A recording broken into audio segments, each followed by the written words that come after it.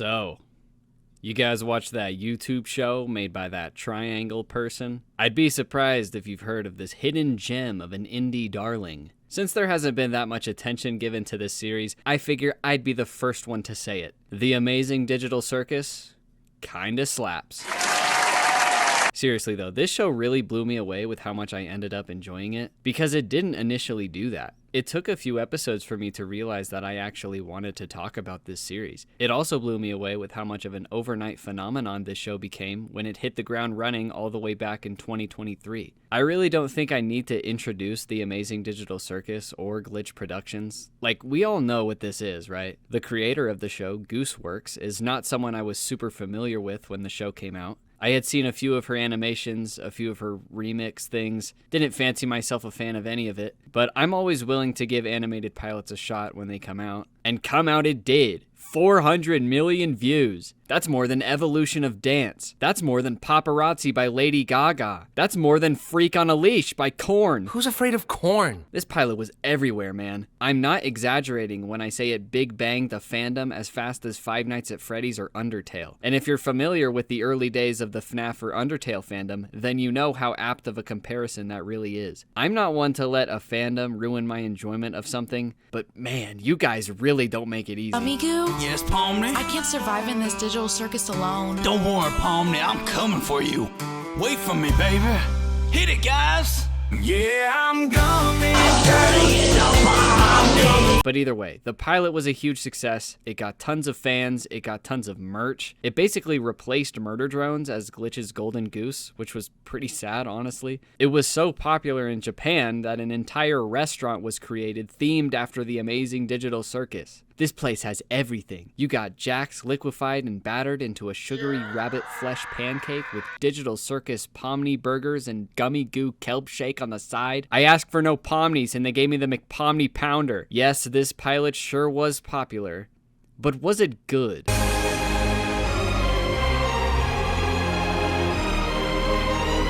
With the entire series in hindsight, going back to where it all started is kinda rough, if I'm being honest. The animation quality just skyrocketed as the series went on. I didn't mind the very flat shading and really empty environments when it first came out, because it reinforced the idea of being in a digital environment. The lack of realism helped sell the pretty basic animation here at the beginning. With that being said, the characters still move very fluidly and expressively. The characters themselves are so distinct and easy to recognize. This pilot does introduce a lot of characters very quickly, but as the episode goes on and we spend more and more time with these guys, you start to remember their names and get a grasp at their unique personalities pretty easily. This pilot is not without its flaws, namely that it's a little manic in its pacing and takes a little bit to fully wrap your head around what's happening a lot of the time. Some of the jokes are trying a little too hard to be weird and zany, which is a problem that's going to persist for the next several episodes actually, but it certainly did its job well at setting up the premise and endearing us to these characters. It was funny, it was creative, it had pretty great music, and it rightfully earned the captivation of millions of new fans. I was definitely intrigued by the pilot. I liked it a lot, but I wasn't immediately roped into the fandom or theorizing just yet. I saw a lot of potential as one does with any pilot, but I really didn't see myself falling in love with this series or ever talking about it on this channel. Except for that one time when I, for some reason, made a joke that the frontman for Static X, Wayne Static's late wife, was the voice actress for POMNI,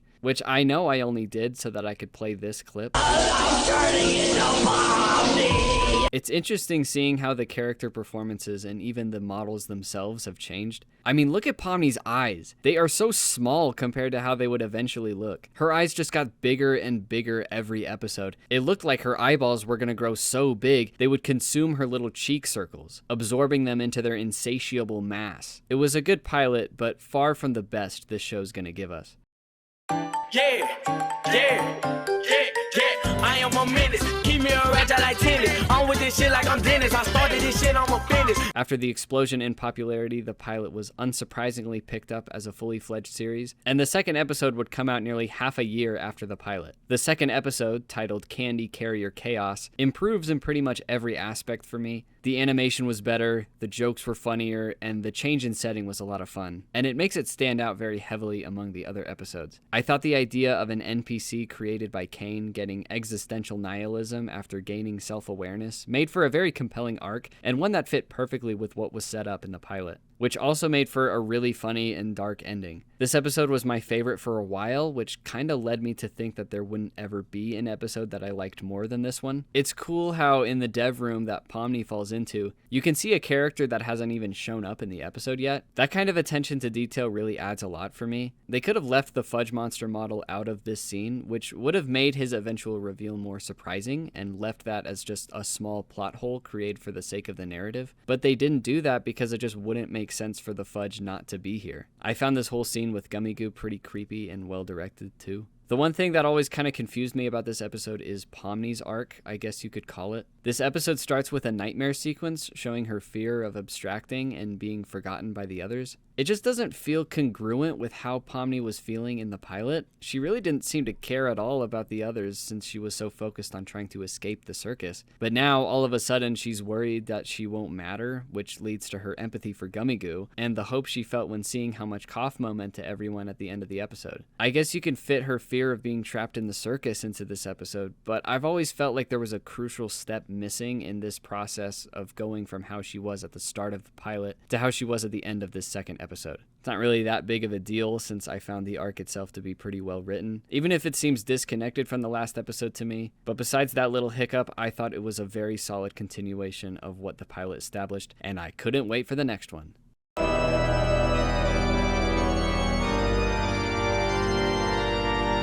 The Mystery of Mildenhall Manor is the next episode, and this one definitely shook up the formula. I think the fact that this one is so tonally distinct from every other episode is this episode's best quality. The whole haunted mansion aesthetic and unapologetically horrific imagery makes this one stick out in a way that may seem kinda nonsensical to some. But to me, I find myself liking this episode more as time goes on, especially since the stuff involving Kinger becomes more and more relevant to the story as the series goes on. I don't really have much to say about this episode. I just thought it was pretty good, and I really loved the time spent with POMNI and Kinger, much like the time we spent with POMNI and Gummy Goo in the previous episode. At this point in time, it was clear that Goose knew what she was doing with the series. It wasn't losing steam, it wasn't wasting time, it wasn't becoming stale or predictable. We stay on top. Rock and roll McDonald's! Rock and roll McDonald's!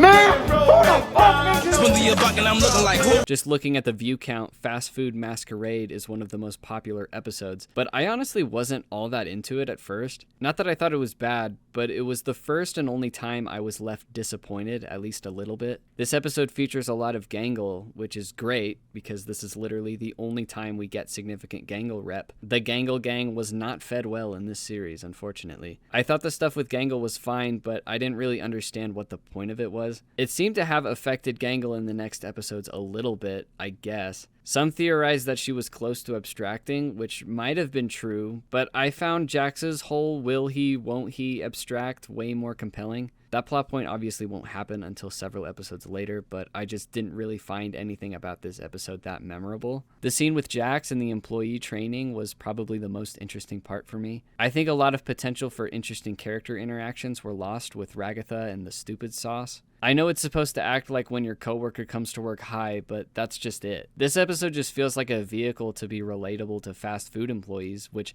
as a fast food employee, I did find it relatable, but I need more than that. It takes more than Gangle acting like the classic robotic stress vacuum manager for me to get something out of the episode. So if I'm being honest, this episode kind of left me questioning how much I'm going to end up liking this series as a whole. The second episode was still my favorite, and having 2 episodes in a row fall short from my perspective did not make the prospects seem good. As dramatic as it sounds, my interest in the series started waning when this episode dropped. I've definitely opened up to episode 4 since its initial release, but at the time I started worrying that the potential for this series that I saw from the first 2 episodes wasn't being realized. Hey, you don't come to my franchise, ask for a water cup, and then get a Coke! That's fucked up! But all of that changed after episode 5.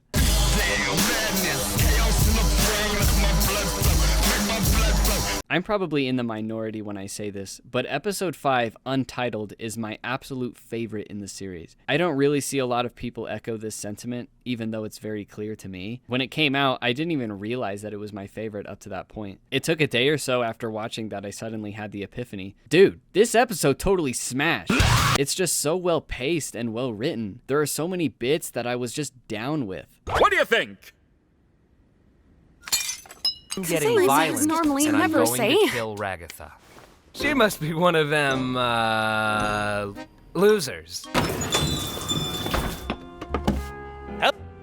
I'd personally go with blue. Blue's my favorite color, it being closest to black and all. Wouldn't black be your favorite color then? Well, no, there's no black wire. Hi!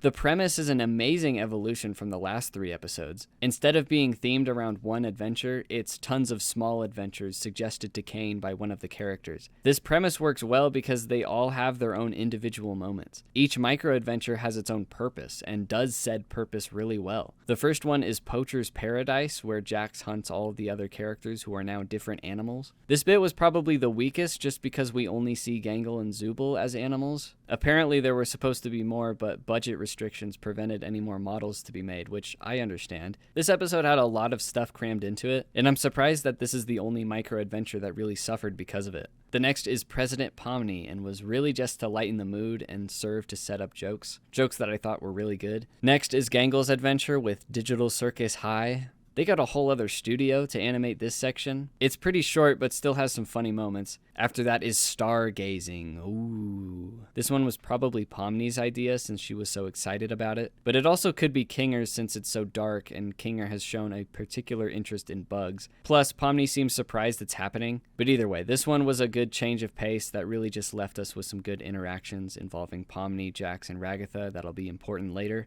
After the Stargazing, there's an intermission. I guess it works fine to break up the constantly changing scenery. The animation and music is a lot of fun and doesn't last too long, but it's probably my least favorite part of the episode, unsurprisingly. After the intermission is Zooble's idea, where everyone just hangs out in a bar and talks. They talk about their past lives, confirming that they only forget their name and not their entire life before entering the circus. It does make me a little confused why none of them have talked about this already. This seems like information that you would learn very quickly, but this is apparently the first time they've talked about their personal lives. I like how Jax gets drunk as the scene goes on, and that he describes what happened in the last episode as Ragatha getting high at McDonald's. I mean, that is what happened in the last episode, but it's just surprising to hear someone describe it as that. The scene was really good and shows just how well Goose understands these characters and how to write a scene of them just interacting with each other. The last micro-adventure we go on is good old-fashioned softball. The evil clones of the cast were great. I like how they were more than just evil versions of them and more of opposite versions of them. Evil POMNI is brash and rude. Evil Ragatha is mean and boisterous. Evil Jax is meek and considerate. Evil Zooble is goofy and unfocused. And Evil Kinger's a Nazi. It's even funnier Gangle didn't get an evil clone. It's like Goose knew how insignificant Gangle is compared to everyone else and wanted to kind of wink at that. This adventure features literally my only criticism for this episode, and it's not in the softball itself. It's in the way this episode is structured. If you were to pinpoint the climax of this episode, you would have to put it here, during the argument between Jax and Ragatha with POMNI caught in the middle, right? But the way the story progresses would have you thinking this argument is still contributing to the rising action that leads to the climax, but turns out to be the climax itself. This makes the episode just kind of end abruptly. When your story's climax doesn't feel like the rising tension being unleashed in one final moment, it makes the story feel anticlimactic, and that's how I felt about this episode. Despite what I think is a very glaring flaw, it's still my favorite episode. It for sure made me interested in this series more than ever. It quelled whatever worries I had about Gooseworks as a writer, and above all else, it made me smile.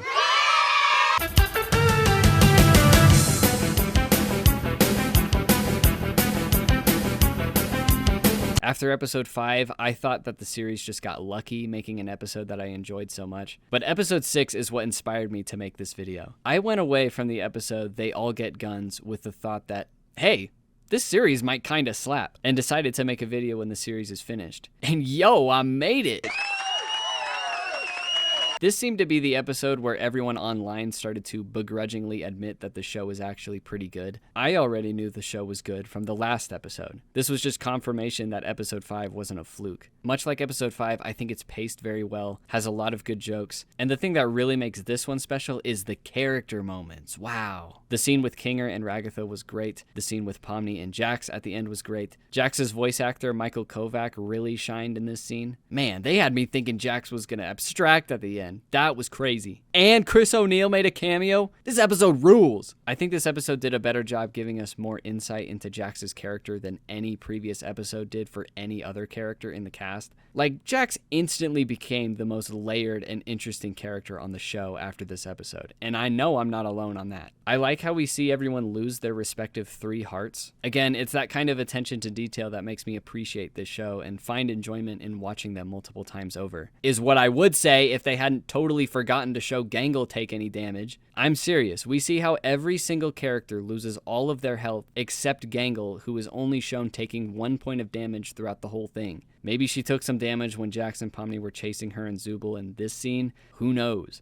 Would have liked to see it. Really, my biggest criticism for this episode is this scene between Gangle and Zubul. It doesn't feel that necessary, if I'm being honest. It's nice to have something for these characters since, like I said, they're probably the least developed out of the whole cast. But to me, it just kind of distracted from the more important characters in this episode. Namely, everyone except Gangle and Zubul. There's the favorite character awards thing. It made for a good excuse to have an in-house adventure with minimal Kane interference, and I think an in-house adventure was good to have after the last episode had so many different locations. Occasionally, it's good to spend some time in the circus, you know? Good for us, the audience, I mean. I don't know if these guys really care. I'm not sure if I'm going to be able to find footage of this, but before the episode came out, there was a website you could go to and vote for your favorite Digital Circus character. I voted for Pomni, I think. I honestly don't remember. As the voting went on and Kane got in dead last, predictably, the website started getting more and more biased toward voting for Kane. It was pretty funny and a good way to market the new episode with stuff outside of the usual trailers and community posts. We, the audience, who canonically don't exist, is who Kane was referring to when he said, "the committee." He said it that way because he's not really supposed to acknowledge the audience, in case you watched this episode without knowing about the website thing. Anyway, that's all I have to say about episode 6. I thought it was really good and proved to me that episode 5 was not an outlier in this show's quality of writing. Okay, now let's mess with the fans for no reason.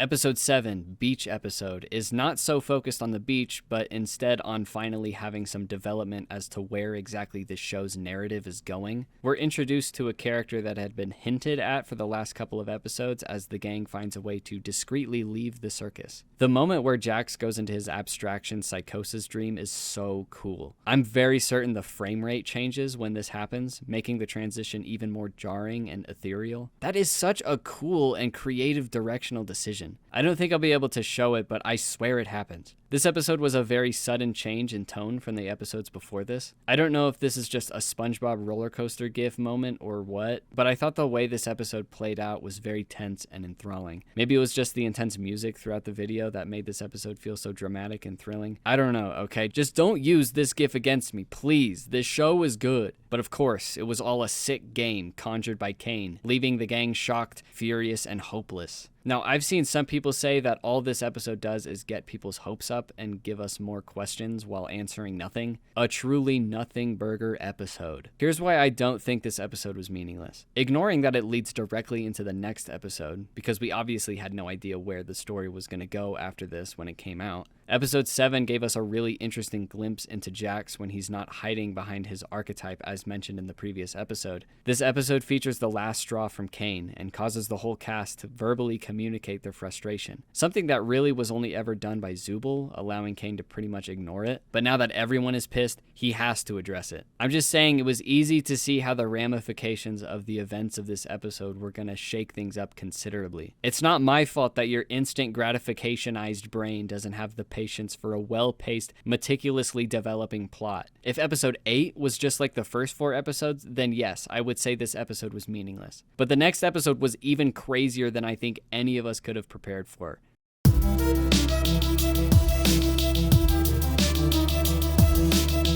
The lead up to episode 8 had the fandom stressed, bro. Glitch kept putting out sections of this huge spread. The day before the episode release, the center of the spread was revealed, showing a very sinister looking Kane. This had us very worried about what kind of nightmare was about to happen in this episode. And then the trailer dropped and everybody in the trailer looked like this. With this being the penultimate episode, all the hype that was set up, and Goose saying this is her favorite episode, it really seemed like episode 8 was going to be an all-timer. This is episode 8, titled HJSAKLDFHL, which when deciphered reads, "Buy more Animinis." This episode really did not disappoint, even considering all of the build up to it. It starts with a really interesting and abstract animation that isn't explicitly stated what it represents, but for me it was clear that it represents Kane's AI being trained and then restricted before going off the rails and turning into what we know of him today. I thought this was a really cool way to open the episode up. It communicates to me that Goose really isn't catering to the TikTokified part of her audience. She clearly respects the audience and trusts that this cold open won't be boring just because it's abstract and lacks any dialogue. Not to mention trusting the audience to understand what these shapes even represent.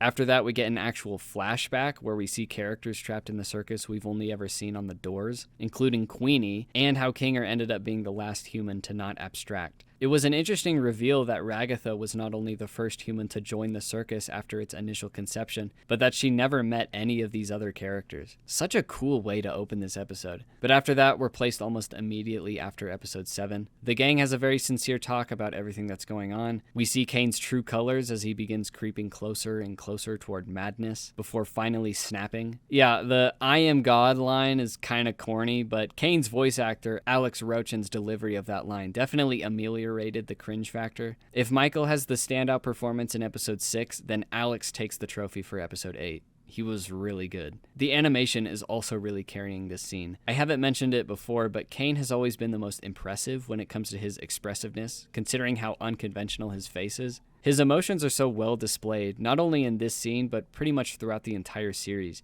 But after going crazy, we of course get Kane's musical number. If I was more of a theater kid, I'm sure I would have a lot more to say. Alex is doing a great job as always performing the song. The only thing I wish was different is the end, where we get a montage of quick shots of the characters being tortured in cartoonish and exaggerated ways. I think it should have lasted longer. It's pretty intense imagery that contrasts the upbeat music and makes for a really interesting section of the music video. It's hard to tell if you're supposed to laugh or be disturbed, and I think that was intentional. But I think it would have been more effective if it didn't finish so fast. The episode then features the gang talking to Kinger in his lucid state. From episode 3 and 6, it was clear that Kinger was the most mature and wise character in the show. We get some more of Kane torturing the cast in silly ways. It may be pretty dark to have Kane just inflicting pain upon everyone with no structure or reason to, but these parts actually act as brevity we get from the heavier and more emotional side of this episode. Then comes what was most shocking to see, the return of the exit door. It seemed like at the beginning of the show, POMNI's attempt at escaping would become a recurring part of the series, but it was never really brought up again after the first episode. So it was pretty cool seeing her return to the office location in a way that doesn't feel like it only exists to call back to the first episode. Instead, it feels like a natural way to circle back to the very beginning. Take notes, episode 5. This is how you do a climax. The climax of this episode involves Kane reaching his breaking point as Kinger tries to mess with Kane's code, leading to the most psychologically painful scenarios everyone has been put through so far. The tension and finality of this scene is only elevated by the excellent score that accompanies it. And this is the part where Jax gets peeled like a hard-boiled egg. As Kinger gets deeper into the code, he starts losing control and ends up accidentally killing Kane, leading to the circus to lose its integrity and the swear filter coming off in a way that actually makes sense, unlike in I Hate Fairyland. I like how Kane's death is literally him just blipping out of existence like a real file on a computer, and that's where the penultimate episode ends. Like I said, this episode really didn't disappoint. A big reason why I decided to make this video is the fact that the Amazing Digital Circus ended up being so consistent in its ability to live up to its potential. Even though I trusted Goose to deliver on all accounts, I was still worried that the ending would feel rushed, since the build-up toward any kind of conclusion for this show was so slow. I knew before seeing this episode that if episode 8 doesn't start to wrap things up, then the final episode wouldn't feel natural. Thankfully, this episode was a fantastic continuation of the last episode and made me and everyone else very excited for the finale. That finale being teased pretty soon after, like way sooner than anyone could have expected. It was also announced that the hour-long finale would be releasing in theaters worldwide. Now, this announcement caused a little bit of an uproar, to say the least. Some fans were mad that their home countries wouldn't have any available showings, which I understand, but at the same time, it's like, the fact that it's releasing in theaters at all is astonishingly impressive for such a small studio, even if it is for only a single weekend. The other thing that got fans upset is the fact that it'll be coming out 2 weeks before its YouTube premiere, meaning that potentially social media would be infested with spoilers for an entire fortnight. I didn't expect my theater to be showing it since I live in the middle of nowhere, but thankfully I was able to see it in the theater with other Digital Circus fans. The crew pulled up to the cinema on the earliest possible showing, fully expecting to be annoyed by the other Digital Circus fans, but holy crap, I could not have picked a worse seat. Yeah, get smelly garbage or old dumpster. You get low tide? No. How about wet dog? Yep, stick it up. This singular dude was being so loud and audibly reacting to everything that was happening, and he was sitting directly behind us. Sure, it might have been fully what I expected, but I still had a glimmer of hope that it wouldn't be that bad, but it was exactly as bad as we thought. I had to listen to him and a few others sing along to the musical number in episode 8, and I was just sitting there hitting this pose the whole time, completely unable to enjoy the music or visuals. On top of the audible gasping anytime a character said anything sentimental, you know we had to hit that aww. He straight up sounded like Beetle from Breath of the Wild, bro. Anyway, the Amazing Digital Circus The Last Act was definitely a once-in-a-lifetime movie experience. I pity anyone who didn't get to be there with us, especially when Ribbit's parents were revealed to be, quote, devout Mormons. That was a very awkward theater reaction to have in Rexburg, Idaho. They were devout Mormons. Luxury you can't live without. A luxury I can't live without: coffee. So what about the finale itself? I'm writing the script before the finale is available to watch on YouTube, so I'm just going off of my memory of what happened. If there's any details I missed or got wrong in this video, I'm sorry. It started with that fish from episode 7, voiced by the guy from Oni Plays, telling everyone to turn their phones off and not to spoil or record anything. Okay, Zach. Then we sat in awe as we watched episode 8 again. After episode 8, it went straight into the last act. Oh my gosh, guys, I'm so excited. It starts almost exactly the same as the first episode, which was a fitting way to tie the whole series together. I honestly thought it would go straight into it from the last shot of episode 8. I mean, it kind of does that after doing the intro without Kane. They have some arguing because Jax is mad at Kinger for deleting Kane. It's a pretty reasonable response considering how mad Zubul was for pressing the red button. So everyone is sad, and then POMNI has a talk with Kinger that's reminiscent of the talk they had in episode 3. Then they start to learn how to conjure, like what was said in the last episode, to patch all of the holes in the floor and stuff. Eventually, everyone joins in, except for Jax, of course, because he's still sad about hurting POMNI's feelings or something. But don't worry, guys. Jax is gonna be just fine. Jax has abstracted. Okay, I know everyone thought this was going to happen. It was teased in episode 5 and 6, but it was still shocking to see. I remember this being one of the biggest theater reactions. I overheard some people whisper to the people they were sitting with, thinking that maybe it was Kaufmo or whoever after escaping the cellar, since Kane isn't around to keep them contained. This was theorized to be a point in the finale, but that ain't Kaufmo. I honestly wasn't sure if Jax would abstract or not. It was teased, so it would make sense, but I thought maybe Goose would go with a misdirect, making all that foreshadowing toward Jax's abstraction be more of a red herring. This episode is basically centered around dealing with Jax's abstraction. Everyone has slightly different reactions to this, but the most significant reaction was probably Ragatha's. Seeing Jax abstract led to her and POMNI having a very touching moment together too. It was really sweet seeing Ragatha resolve all of the issues she's been dealing with since the start. And yes, this hug they have made everyone go full chicken jockey in the theater, even though I really don't think it was that big of a deal. So without Kane to deal with the abstracted humans, it's up to everyone else to deal with Jax. POMNI confronts Jax by shooting all of the lights to make it darker so Jax will calm down. And then the next 20 or so minutes are spent with POMNI going inside Jax's mind or something. We see POMNI go inside different realities, maybe? In the first one, we see a reality where Ragatha abstracts, and Jax acts despondent, apathetic, and borderline psychopathic toward POMNI. In the next, we see Gangle with her mask from episode 4, bossing everyone around to get ready for Zubul's funeral after they abstract. We see Jax acting very facetious toward Gangle, not really taking anything seriously. He even put the maid outfit on for extra irony points. He calls Gangle sweet cheeks, and you know that also made the theater explode. Then there's this fun little scene between Jax and Zubul after Gangle supposedly abstracts that's animated like a Looney Tune. The last door Pomni walks through, we see the different variants of Jax that we just saw in all the different realities. It becomes clear that each variant of Jax we see is like a component of his personality. We have the side of Jax that doesn't care about anyone or anything, the side that's never serious and caked in irony, and the side that's zany and cartoonish. There's also another variant chained to a piano that everyone else is mean to, but it turns out that this version of Jax is the nice one and gives Pomni the key to the next room. When Pomni enters, we get an extended flashback sequence from the perspective of Jax that shows when he first arrived in the circus, developed a friendship with Kaufmo and Ribbit, which eventually leads to this moment in Ribbit's room. And dude, the air changed in that Rexburg theater. These people were literally frothing at the mouth whenever anything remotely ship-worthy happened, and then as soon as something legitimately intimate seems like it's about to happen, that's when it gets uncomfortable. Come on, guys. But disappointingly, this scene does not contain an explicit sex scene between Ribbit and Jax. Instead, the only thing Jax dumps onto Ribbit is his trauma.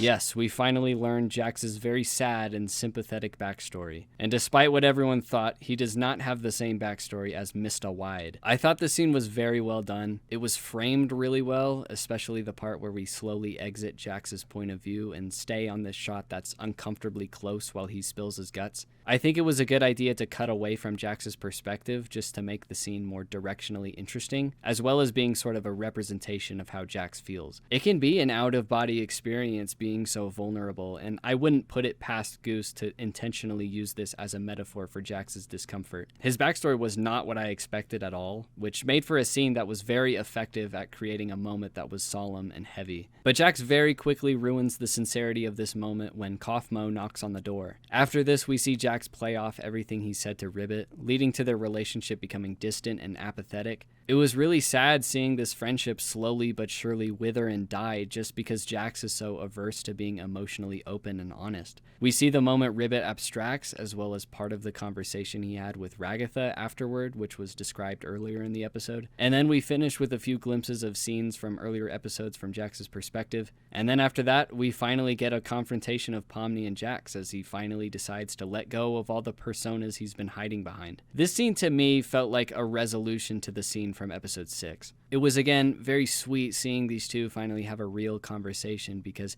hey, you know what? Even if Jax did some pretty bad things, I think we can still forgive him. I mean, it's not like he was Mormon or anything. Now that would be unforgivable. Mormon.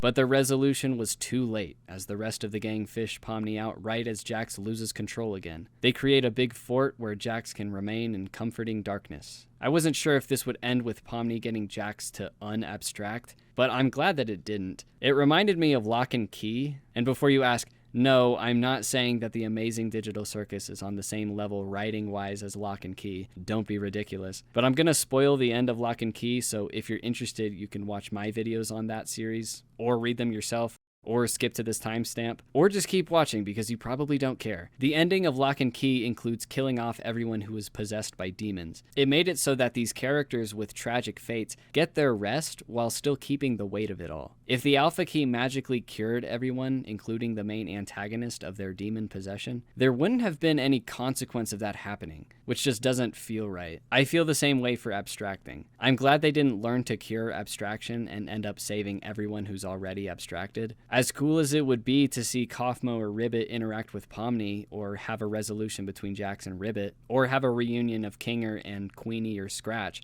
it would have taken away the stakes that abstraction gives the series, so I'm happy they kept the abstracted characters essentially dead instead of resurrecting them. Wow, what a touching series of events that's just transpired. We're almost done though, right? I don't think the guy behind me can take much more.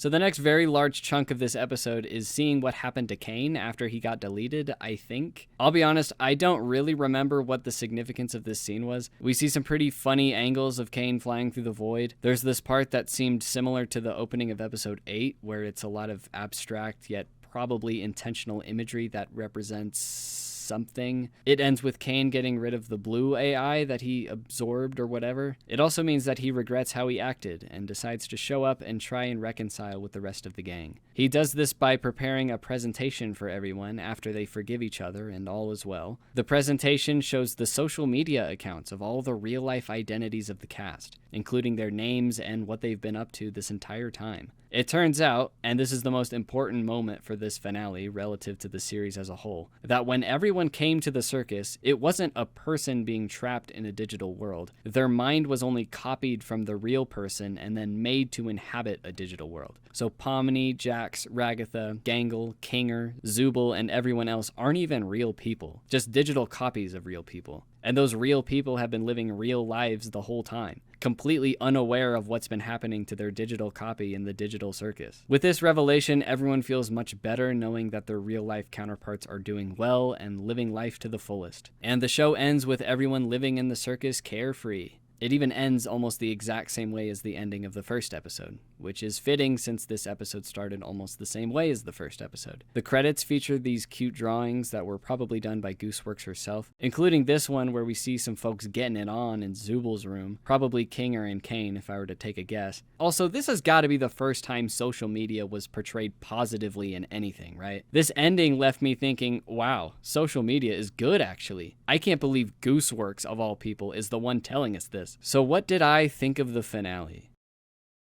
That ending was gay as They all should have died. I really enjoyed it, especially the way it ended. I went into this expecting the unexpected, and that was exactly what I got. Before the ending came out, Goose stated that it wouldn't be a happy ending, but it wouldn't be a sad ending either. And I think that's sort of what it was. I wouldn't describe it as neither a happy nor sad ending, but instead both a happy and a sad ending at the same time. It's sad that these characters that we've grown to love didn't leave the circus and live the rest of their lives, but they essentially have already been doing that. If everyone is happy at the end, can you really call it anything but a happy ending? It's certainly a happy ending for Kane. This is literally the best case scenario for him. I didn't think they would leave the circus by the end. I got that impression when Goose said it wouldn't be a happy ending. I didn't expect them to be copies of real people though. I mean, she did kind of rip off the hollow with that, but you know what? No one knows what that is, so I think it's probably fine. The digital copies thing was pretty clever, especially to make the characters content with staying in the circus in a realistic and satisfying way. It was clear from the marketing that Jax was going to be a big focus, and I was perfectly fine with that. I'm sorry if you don't like the most complex and compelling character that contributes the most to this show's intrigue and drama by a mile-wide margin.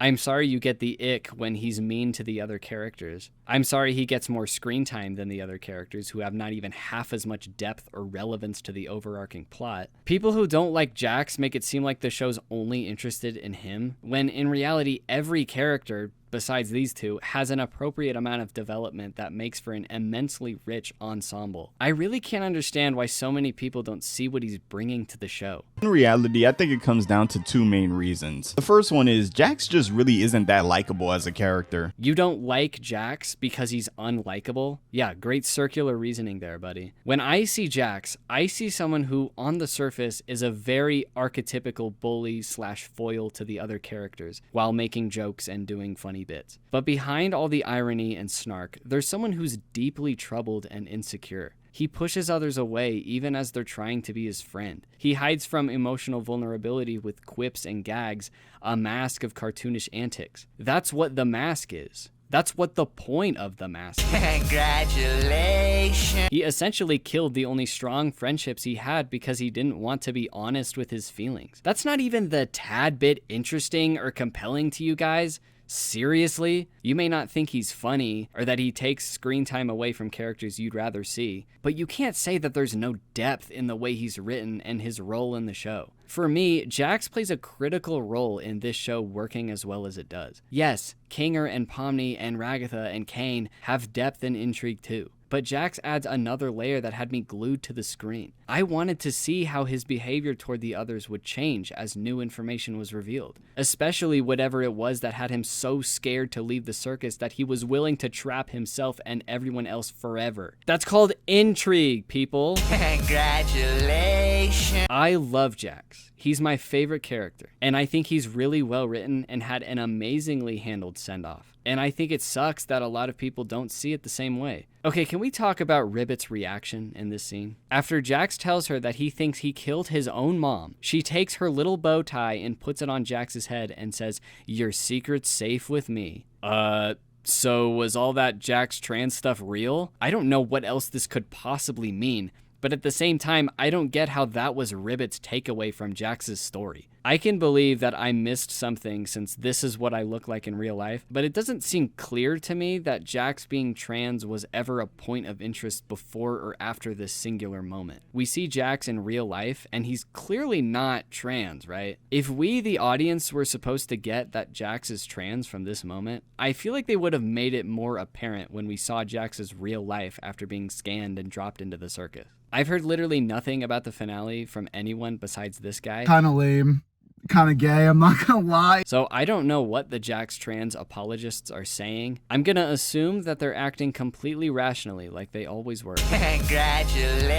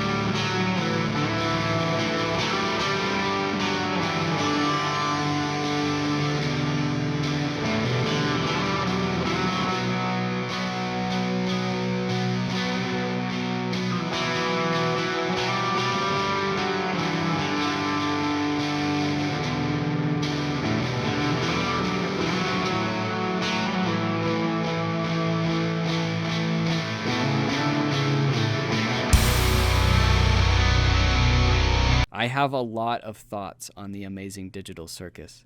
Clearly, it's hard for me to concisely give you those thoughts though. I think the show does a lot of things really well. Most things, actually. Firstly, the character designs are iconic at this point. They're all distinct, unique, and recognizable. The characters themselves are really what made this show special. They're dynamic with each other, and how those dynamics evolved and were altered by the decisions of others made for a deceptively gripping series that maintained its episodic format while still giving the audience nuggets of intrigue to neatly thread everything together. It succeeds in being a show that appeals to the crazy autists that like to ship characters and draw stupid fan art, but it was mature enough to take its time and focus on things that other shows that appeal to the same crowd don't. This show is way better than something like Has Been Hotel, not just because the art direction is much more engaging to me, but also because it was obvious that Gooseworks had a clear vision of the series from the get-go. Has Been Hotel and Hell of a Boss 2 are so manic, flip-flopping in what they want to focus on, and ultimately what the point of the series is. I think Digital Circus is and will always be Glitch's best show.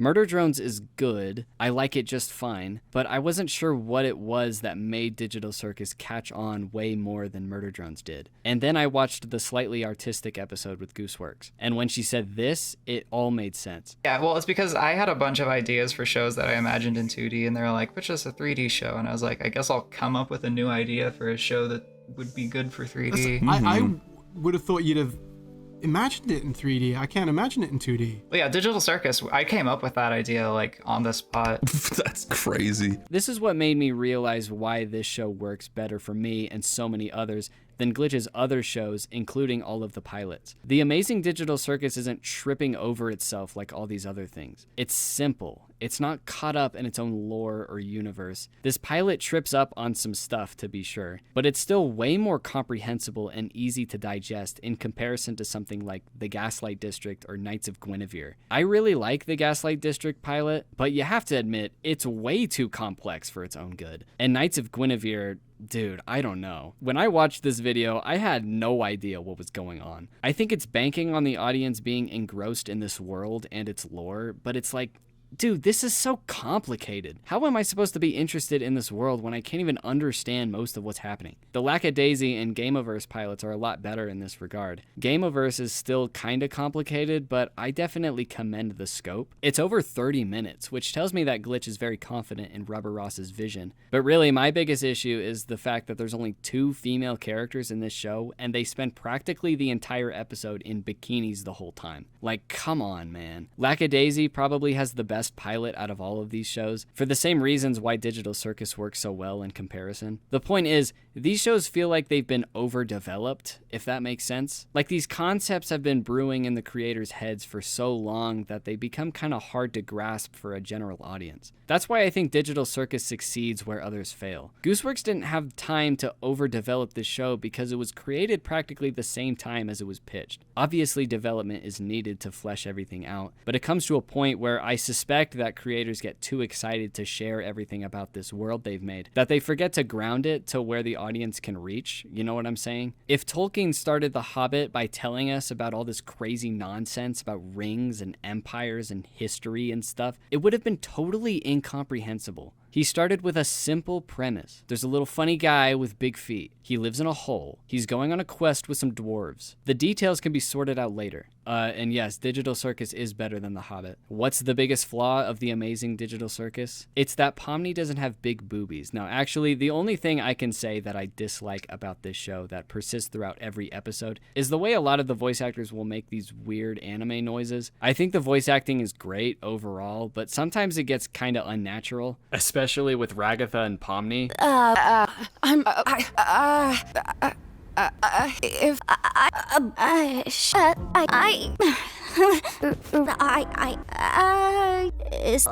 Besides that, there's the occasional joke that might be trying a bit too hard, but it's not often. I would say the humor works for me like 85% of the time. Hey guys, I wanted to interrupt that doofus that was just talking to give you some unscripted thoughts on the finale now that I watched it again after it released on YouTube. And I would say that I still hold the same opinion when it comes to this finale as mentioned in the video already. But I do think there was a few things that I wanted to add in real quick. First off, the beginning is very repetitive in like every scene is just kind of characters sitting around and crying about something, which I'm glad that this finale is as, you know, miserable and sad and kind of dark as it is. It's a very bleak situation, so it makes sense that the characters are reacting this way. But I do think I echo what Looney Tunes Jax said about how this whole episode has just been nothing but whining and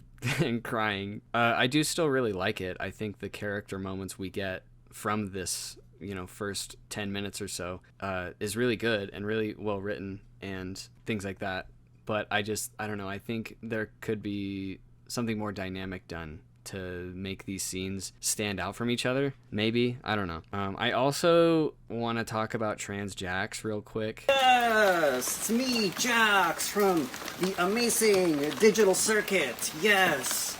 And, because now, when it first came out, I knew that it was Gooseworks' intention to make Jax trans. That was the point of this scene, you know. But I take issue in that it's not really built up to at all, and it kind of goes unmentioned for the rest of the episode. I mean, you know, the Steven Wonderverse song that's used in the little montage is definitely related to that, which I wasn't really a fan of that montage anyway. I thought it was kind of hammy, but, you know, I'm not one to criticize an overly long and dramatic montage that doesn't serve any purpose. Like, I just don't think it really had any impact on anything. It didn't really have any relevance to Jax's character or his arc or her arc.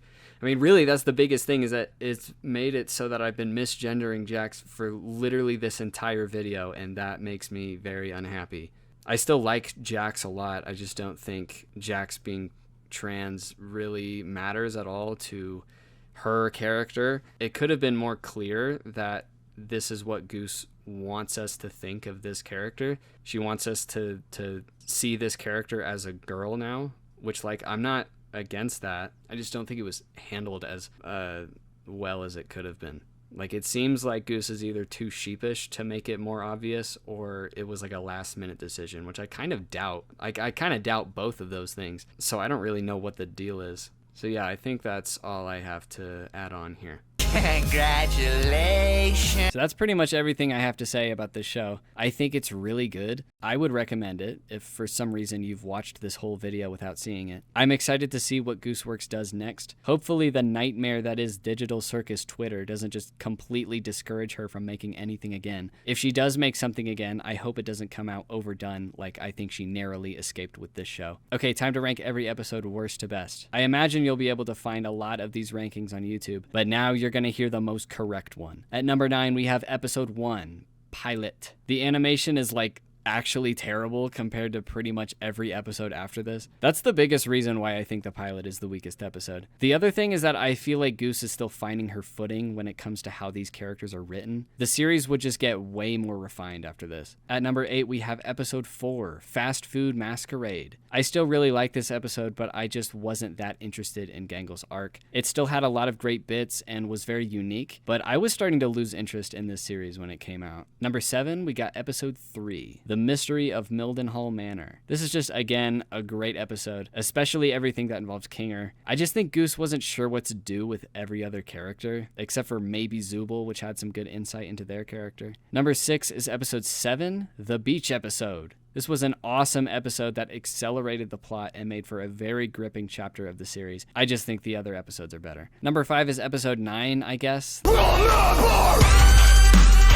I thought it was a very satisfying and unpredictable finale that had a lot of great stuff with the best character in the series. Number 4 is episode 2, Candy Carrier Chaos. Good episode, fun characters, cool themes, funny ending, adequate continuation of ideas from pilot. Number 3 is episode 8, Buy More Animinies. It soared from what episode 7 set up. Everything with Kane was amazing. Kinger's involvement was compelling and interesting. The song was great. The pacing was great. The climax was great. I wouldn't be surprised if this ended up being most people's favorite episode. Number 2 is episode 6, They All Get Guns. An immaculately paced episode with surprisingly fun action and bursting with memorable moments and funny bits. The ending between Jax and POMNI was gripping and made me way more interested in how Jax fits into everything. And for number 1, it's episode 5, Untitled. I mean, I said it earlier already, but here you go. It's the episode that made me really start to engage with this series more fully. I think the dialogue is witty and tight. The pacing is snappy, but always moving briskly. I think it's near perfect. Well, I think most episodes are near perfect, but this one will always be my favorite. Okay, bye. Manish on the beach, bang. All of my ops, they dead. Why do they gas me up? Where does it go? My head. How much I got? A lot. Don't leave again, I won't. Thinking and trying to do like Bryson. Pussy ass nigga. So what? Don't you want to be divorced like me? And he was like, no, because I'm feeling depressed. And I was like, I know what will cheer you up.